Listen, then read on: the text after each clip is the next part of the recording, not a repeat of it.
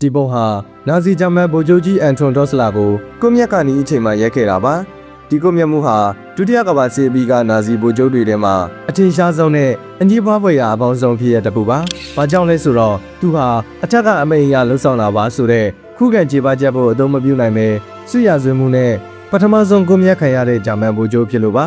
1944ခုနှစ်မှာအရှင်မိတဲ့အမေရိကန်ကွန်မန်ဒိုတပ်သား15ယောက်ကိုအန်ထွန်ဒေါ့စလာကချက်ချင်းသုတ်တင်ဖို့အမိန့်ပေးခဲ့ပါတယ်။စစ်ကြီးပြီးနောက်1945ခုနှစ်မှာအန်ထွန်ဒေါ့စလာကိုအမေရိကန်စစ်ကောင်ရုံးကတရားစွဲခဲ့ပါတယ်။သူကအမိန့်ကိုနာခံတာပဲလို့ခုခံပြောဆိုခဲ့ပါတယ်။ဒါပေမဲ့ခုံရုံးကတရားမဝင်တဲ့အမိန့်ကိုနာခံခြင်းဟာလည်းပြစ်မှုပါလို့ဆုံးဖြတ်ခဲ့ပါတယ်။အဲဒီနောက်1945ခုနှစ်ဒီဇင်ဘာလ1ရက်နေ့မှာအီတလီနိုင်ငံအဘာဇာမြို့မှာသူ့ကိုတနက်နဲ့ပြစ်ပြီးဒေသံပေးခဲ့ပါတယ်။ဒီမှုဟာအထက်ကခိုင်းလို့လုပ်ရတာပါဆိုတဲ့အကြောင်းပြချက်ဟာစစ်ရာဇဝတ်မှုအတွက်မလုံလောက်ဘူးဆိုတာကိုကမ္ဘာကိုပထမဆုံးသက်သေပြခဲ့တဲ့ဖြစ်ရပ်တစ်ခုဖြစ်ခဲ့ပါတယ်။